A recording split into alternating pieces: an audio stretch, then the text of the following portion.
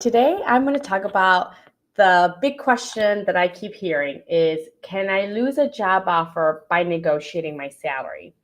And I actually did a poll on my LinkedIn page, and the biggest fear that I've seen the job seekers at least said that they fear the most when it comes to negotiating their salary is that fear of that employer pulling back the offer. And I'm going to be realistic. There might be some companies that potentially may pull back the offer because you decided to negotiate. But what I have to share with you will be a little bit surprising. And I even have some analogies to kind of help you understand, since we know that not all of us negotiate our salary often, let alone, not every month, year, or even in our entire lifetimes. I've had executives that never even negotiated their salary. But if you don't know me, my name is Claudia Miller, and I'm a career coach. And I help career driven women in tech get fulfilling jobs in less than 90 days while getting paid what they deserve. On average, my clients get a 56% in salary increases, and that translates to anywhere between 30 and up to $120,000 in additional earned income. And my goal in the next year is to help cumulatively help women in tech increase their income by over $1 million. So I'm here to help you land the job you want at a salary that's a fair market price. So to answer your question, can you lose a job offer by negotiating your salary?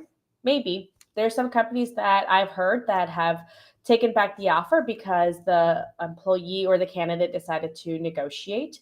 But for me, if a company were to pull back the offer, it's a red flag. Run away from that company as fast as possible. Because what's going to happen when you want to ask for a promotion? Are they going to fire you? What about when you ask to be compensated fairly when you found out your peers are making more money than you? They're probably going to threaten to fire you or just fire you at that point. What about when you go on maternity or paternity leave? Potentially fire you. What about when you decide to take PTO off that you worked so hard and you've earned? Are they going to fire you?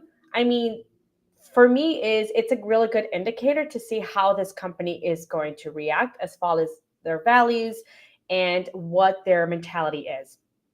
If they pull back the offer because you decide to negotiate your salary, be grateful. Run away from that company as soon as possible, because that is a red flag and that's a sign of a very toxic company. I've had clients come to me crying because they're miserable in their current job. They can't stand going into the office or working with that team or their manager another day. They've cried. They have been coming out of the hospital because they've been burnt out. They've been overworked. They haven't really spent time with their family. They feel like they missed out on so much. They're constantly working and stressed and have such anxiety. There are medications. And I've even had clients, by the time they come to me, ask me if it's okay for them to quit because they don't have another job lined up, but they just can't stand another day working at that company. So, really bad, toxic companies, if you've never worked one in before, do exist. And I don't recommend it to anyone. And obviously, if you've been unemployed for such a long time and you're like, I just need the paycheck. I mean, at the end of the day, it's your decision, and then make what's best for you and your family. But if you're able to, um, leave that company, if they were to pull back the offer and there's still options available, always negotiate your salary, please. Like I said, them pulling back the offer shows that they're a very toxic workplace and you don't want to be working there. Imagine not being able to take PTO off. Imagine being scared that you're going to be replaced because you go on maternity or paternity leave.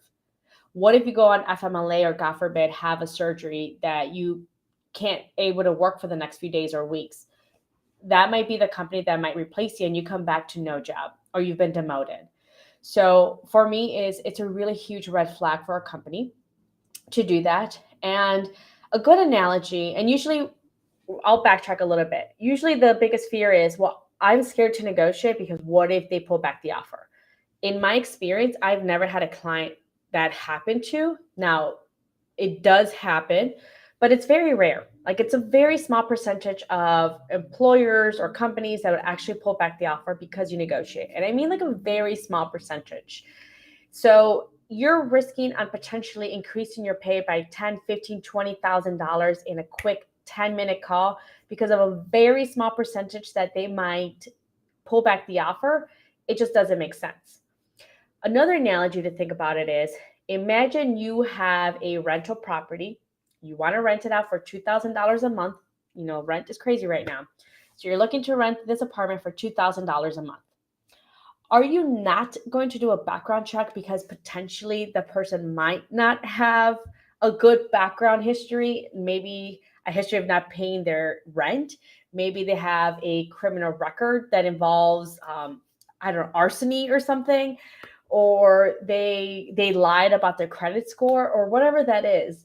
You probably are thinking, well, if it comes back negative in a background check, then I probably won't even rent it out to this tenant.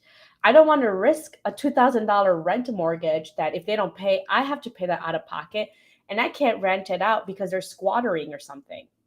So again, it's that fear of like, well, I don't want to do a background check because what if something negative does come from it? Well, if something negative comes from it, then you have a decision and probably pass that tenant and then go with someone else that has a healthier credit and able to pay for that rent for your home that you're renting out, because otherwise you'll be the one stuck still paying the rent and not being able to rent it out to another tenant. So same analogy, where don't negotiate because you fear that they might pull back the offer when it's such a small percentage. But if they do, you just avoided a very toxic company. So that is my recommendation for you for negotiating your salary. And if you know me, you know I'm a big advocate when it comes to always negotiating your salary. Always, always, always.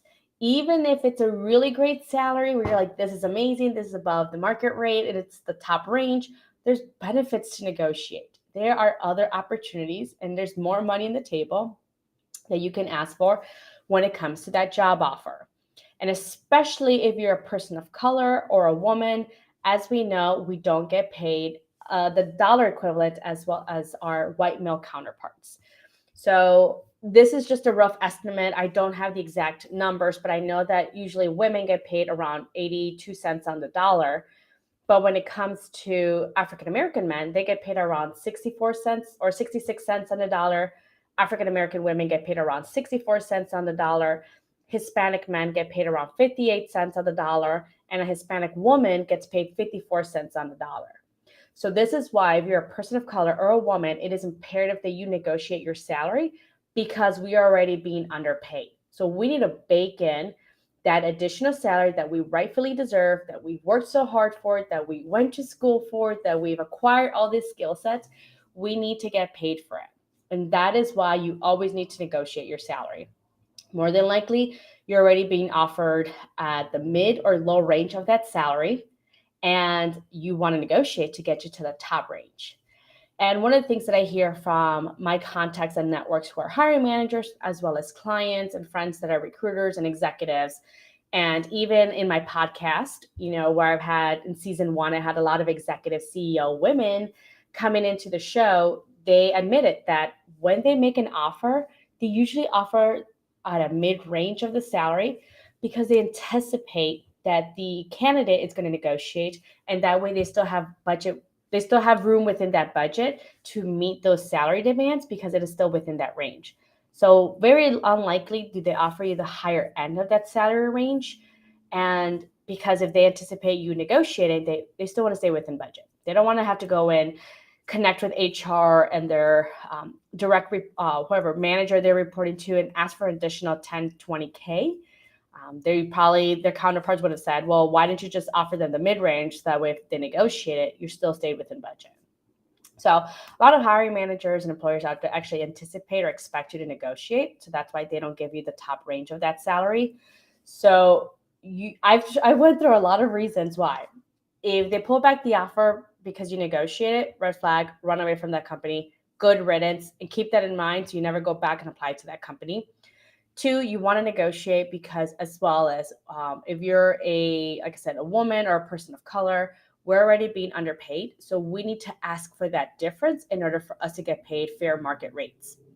And then 3, we want to make sure that also lastly, like if you're a manager, if you're in sales, if you do vendor contract negotiations, it is even more important for you to negotiate because If you're a good salesperson, you should be negotiating. If you do vendor contract negotiation, you should be good at negotiating. If you're a manager that manages people, you need to be the one good at negotiating and managing your team, whether it's negotiating their services, scope of work. So this is why you need to show them during the interview or when they're offering the job on you negotiating. And usually negotiations are very uncomfortable conversations, or for the most part, most people feel uncomfortable. But if you're able to have this conversation very eloquently, it shows that you are really good at your role. You will or are a good manager because you were able to negotiate for yourself. And now the company can trust you and negotiate on behalf of the company. If you're in sales, you negotiated a really great job in getting that salary you were asking for. And I felt compelled, and you provided the value that aligned with that salary. That now I know you're a really great salesperson because you negotiated that salary and made this process very easy and seamless for me as an employer. Now I can trust you to go on behalf and sell on behalf of our company because you're able to do this so well. If you're a contract negotiations or with vendors, you're telling me you didn't negotiate your salary, but yet your job is to do vendor contract negotiations. Now I'm a little bit hesitant whether you are a good fit for this role because you didn't even negotiate for yourself. If things get uncomfortable, are you just not going to negotiate and the company is going to lose a lot of money because you're uncomfortable with this conversation? So negotiating your salary is a really huge confidence trigger. It's a really great opportunity to really showcase the skill sets you say you have in your resume or perhaps in the line of work that you've done. And it shows them an example. And if you're not sure how to negotiate, where to get started, never negotiated before, you made it this far, but now you want to negotiate your salary, feel free to connect with me and reach out. As you can see, you can apply or you can text me at that number or reach out to me and set up a complimentary career strategy call where I show you exactly how to identify what salary you should be asking for, how to identify really great companies you need to go into and companies that need to avoid so you don't even end up in this situation. The reason I said my clients don't deal with this situation is because we make sure we do a lot of research and upfront work, and we only apply to the right companies that we know are a good fit for culture, career growth, and are in that cycle that's going to benefit us, whether depending on the function of work that you do. So when it comes to this, we always filter out negative companies that will more likely pull back the offer in the research phase, so we don't even bother applying to those companies. That's why it's imperative to make sure that you don't go to a toxic workplace. You don't want to trade one bad company for another. You don't want to go, and if you've never worked at a really bad company, you don't want to start working at a very toxic workplace, trust me, or ask some of your friends and counterparts how horrible it is to work at a very toxic company. So if you need help with negotiation, like I said, I offer a complimentary career strategy call where we can discuss what you're looking for, how long, and what you've been doing in your job search. So I can exactly do like a diagnostic call and tell you exactly where you need help on, what you need to do in order to get you where you want to be. So let me know what questions you have around salary negotiation when it comes to job search. And of course, if you need help in landing that fulfilling job at a company that appreciates and values you while also getting paid what you deserve, sign up and connect with me and let's get on a complimentary career strategy call so we can figure it out and get you that job you want. All right, thank you, and I'll see you next week.